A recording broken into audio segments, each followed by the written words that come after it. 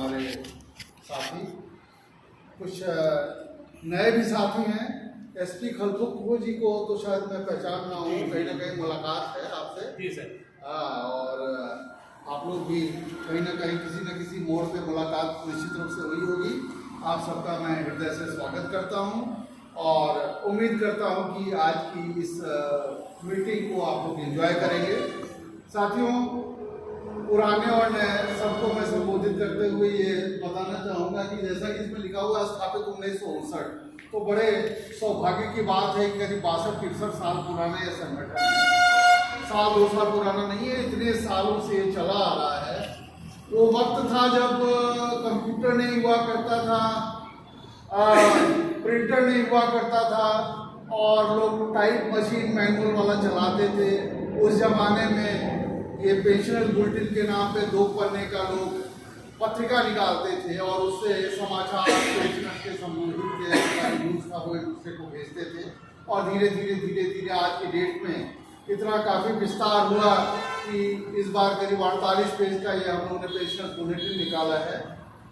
चूँकि इसको निकालने का अवसर पेंशनर्स दिवस था तो इसमें बहुत सारे विज्ञापन वगैरह भी आए हैं और भी बहुत सारी चीज़ें ऐसी आई हैं। लेकिन अमूमन जो होता है बुलेटिन, उसमें रेलवे बोर्ड के तमाम इंस्ट्रक्शंस ही रहते हैं और वो भी बहुत पुराने इंस्ट्रक्शंस नहीं रहते हैं। सब जो नवीनतम इंस्ट्रक्शन होते हैं उन्हीं को उसमें लिखा जाता है ताकि आपको जानकारी मिल सके।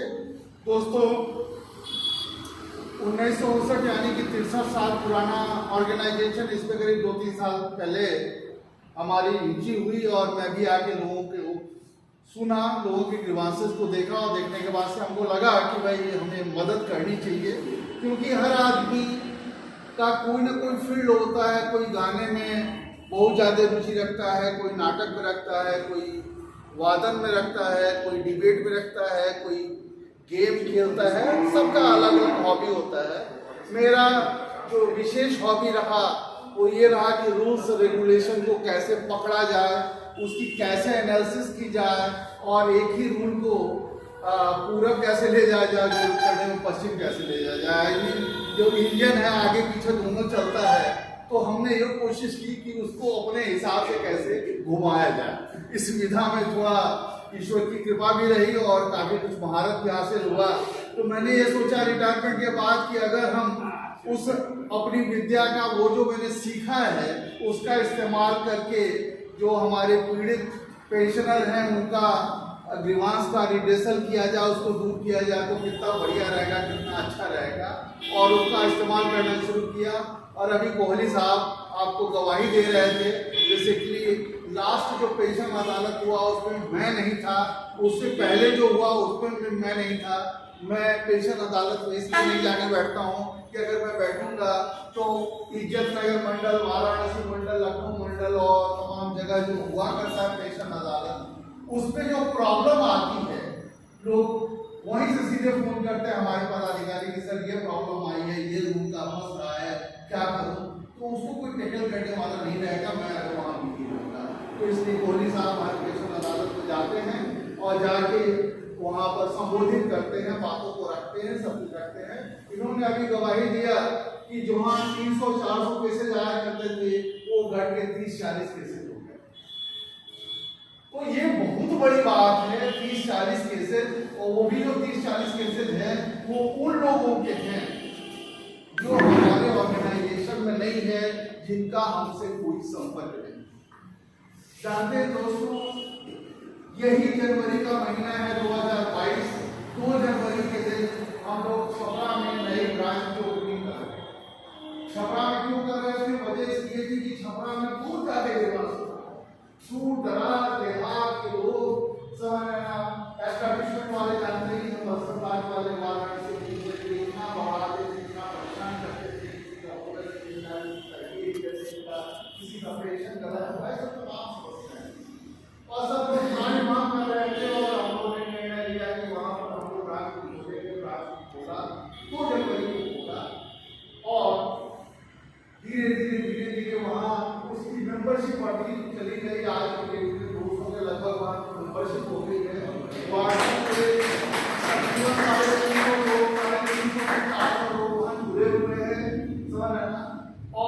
बहुत सारे ऐसे भी लोग हैं जो छपरा के इर्द गिर्द बाहर से हैं।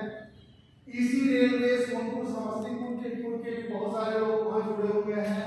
और जब उनकी समस्याओं को सुन के जब उनको धीरे धीरे निकालना शुरू किया तो हमको लगता ही नहीं था कि कभी इसका पार हो पाएगा। लेकिन आज के डेट में उसको बड़ा गर्व के साथ सीना तान के हम कह सकते हैं कि साहब 98% वहाँ के पत्रिका दी हुई है, पत्रिका में छपरा के भी शाखा मंत्री का नाम दिया हुआ है। उससे आपको उससे बात कीजिए कि रमन साहब कह रहे थे, सही कह रहे थे या गलत कह रहे थे, आपका निर्वाचन वगैरह है और वो आपको मौका देंगे कि सामने आपको विश्वास है कि नहीं, जो आता है सारा का सारा दूर हो जाता है। तो इसके पीछे वजह क्या है? वजह वहाँ का जो शाखा मंत्री है वो शाखा मंत्री कार्मिक शाखा का नहीं है, लेखा विभाग का नहीं है, बल्कि है क्या, वो CTTI थे, chief ticket travelling ticket inspector थे।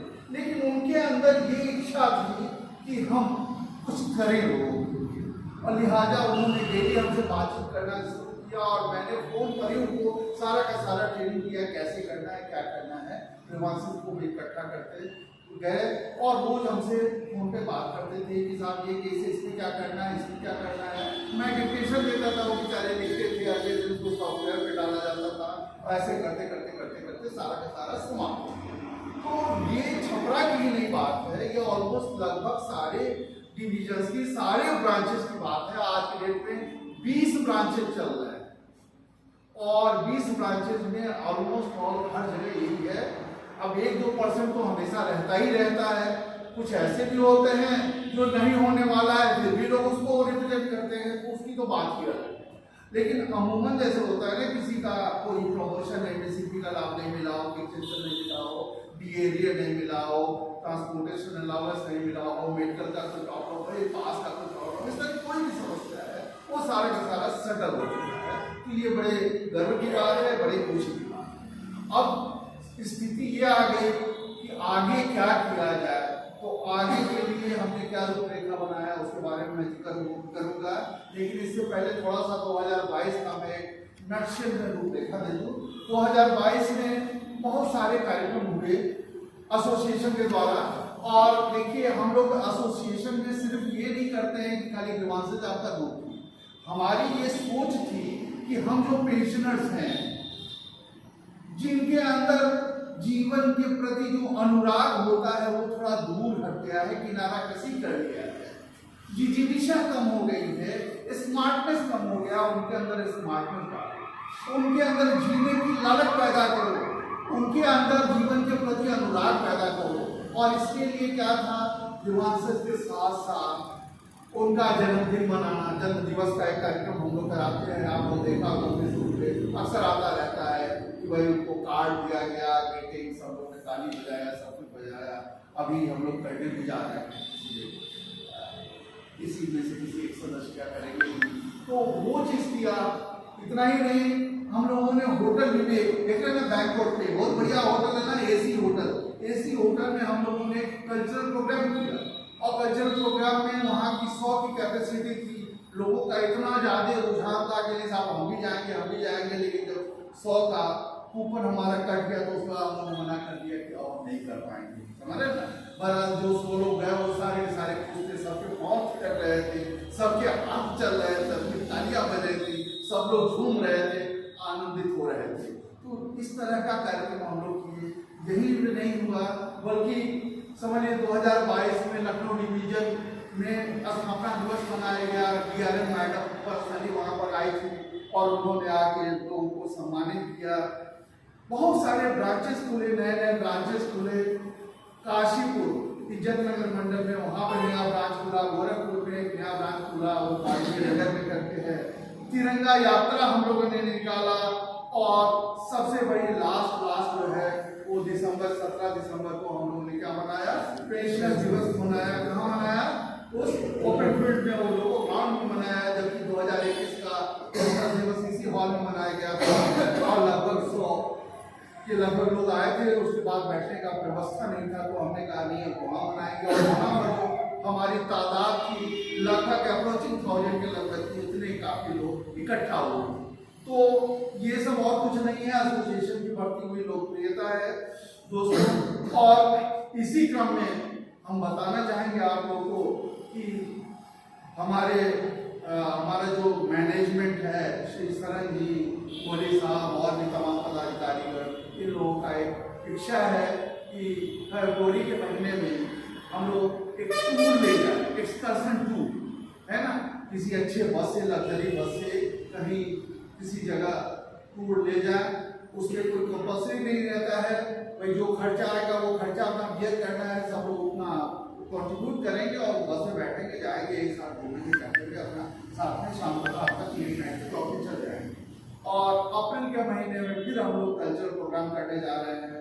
प्रॉब्लम बहुत बड़ी थी कि होटल विवेक के उस हॉल में 100 से ज़्यादा लोग आ नहीं पाएंगे, और इस बार का जो हम लोग का असेसमेंट है, हम समझते हैं मोर देन 300, 350, 400 लोग कम से कम उसमें भाग लेना चाहेंगे। बहुत सारे लोग फैमिली के साथ, पिछले बार खाली प्रोग्राम ही नहीं हुआ था, बल्कि बेहतरीन ब्रेकफास्ट था।